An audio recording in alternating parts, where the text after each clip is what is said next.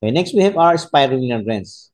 Ito ay may tatlong ingredients. Spirulina, cordyceps, tsaka grapeseed extract. Same sa natocor, this is a very powerful antioxidant, anti-inflammatory, immunoregulatory.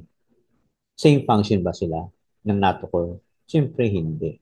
Pero merong silang benefits sa ilang same organs. No? Tingnan natin. Spirulina is the world's most nutritious superfood. Ito ay napakasustansya. Lahat ng kailangan ng katawan natin, multivitamins, minerals, pati protein, nandyan na sa kanya. Wala lang siyang vitamin C. Kaya nga sabi, complete food ito eh. Kaya nga ito ang dinala ng astronaut sa space eh, para i-support yung kanilang nutritional requirements. Alkaline din ito. Alam natin, pagka acidic yung katawan, dun pumapasok yung sakit eh. So, kaya i-balance eh, yung alkaline acid ng katawan. Hindi rin naman pwede sobrang alkaline. Magkakasakit din tayo. Always balance eh. So, ang number one na tinatarget ng spirulina, atay, saka yung ating digestive system, ating sikmura.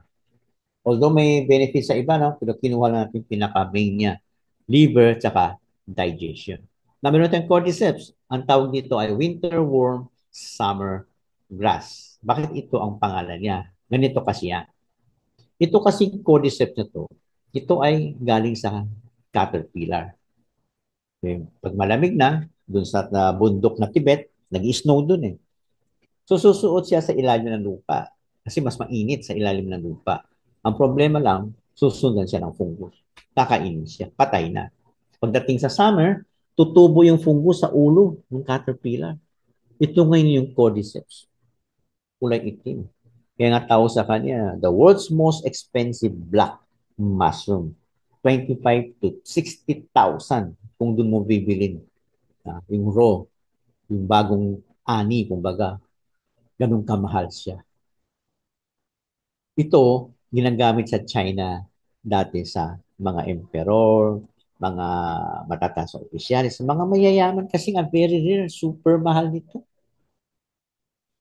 Pinapalakas nito yung baga, yung kidney, anti-tumor din.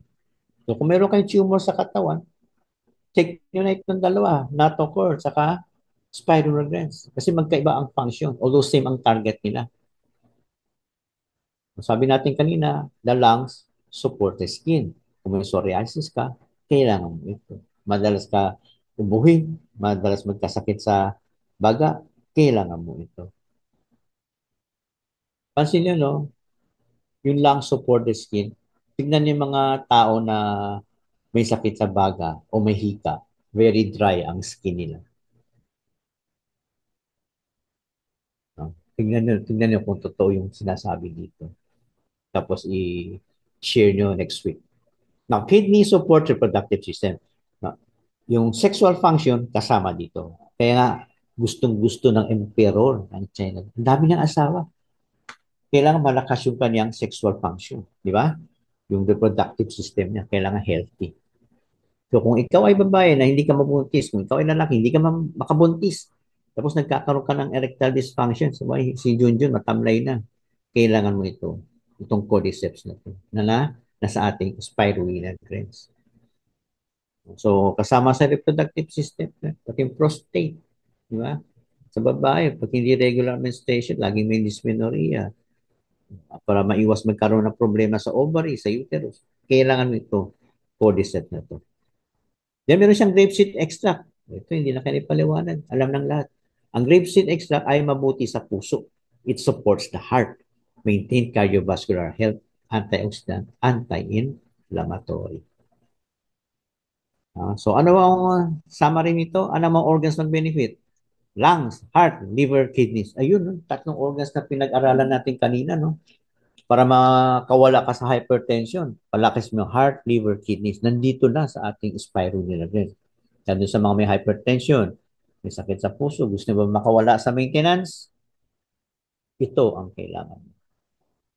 Siguro siyempre, hindi pwede bigla-bigla ihinto mga maintenance nyo at doktor na ang magsasabi sa iyo na pwede mo na ihinto. Kaya pa-check up ka, no? Kung gumaganda ng pakiramdam mo, pa-check up ka para i-adjust yung dosage ng medicine mo. Ang yan sa totally, mawala na siya. Okay. Hindi ko pala nabanggit. Teka, balikan natin ito. Itong grapeseed extra, ang isang function nito dun sa ugat, na ugat na papuntang puso o in general, maugat sa katawan natin, pinapalambot niya. Yung natocor kanina, tinatanggal yung bara sa maugat. Ito naman, pinapalambot yung maugat.